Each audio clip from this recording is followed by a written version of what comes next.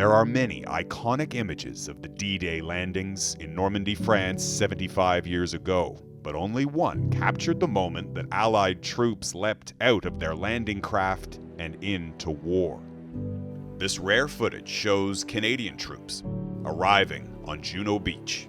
It's the most remarkable footage ever because it shows the landing craft beaching on the sand, the doors opening, and the soldiers start moving inland. The film was recorded by an automated camera fixed to the back of the landing craft, so the soldiers' faces aren't visible, except for one. For a brief moment, a young soldier looks back with a frightened expression.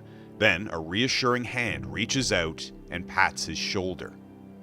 It's that moment of humanity in such a terrible encounter that really speaks to how these guys did it. They're not fighting for king, they're not fighting for country, they're fighting for each other. For 75 years, the identity of that young soldier remained a mystery until a group of Canadian historians set out to find him. We set off to do some digging. 14,000 Canadians fought on D-Day, and historian Marc Milner knew the odds of identifying one soldier from a single image were slim. He had to survive 70 years, and he had to survive the war, and he had to have a family, and goodness knows where he's gone now. Their best clue? The footage showed the North Shore Regiment from New Brunswick. Milner showed the image to a surviving veteran from the regiment who recalled a young private named Baker.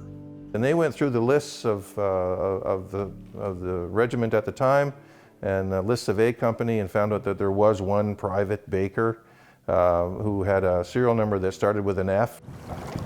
That serial number meant he was likely from Nova Scotia, which eventually led the researchers to his hometown. They learned Private George Baker had survived the war, but died in 2003 at the age of 80. And he had a daughter.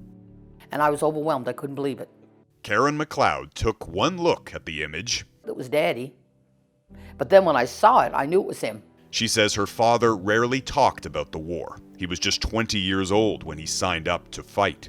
I mean, he was a little country boy, and I don't very much that he had any idea of all what he was going into until he got there. His image is now featured on a commemorative coin to mark the 75th anniversary of D-Day. McLeod says her father would have been proud, albeit embarrassed by all the attention.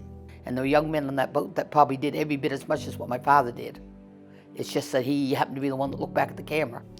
Jeff Semple, Global News, Bernier-sur-Mer, France.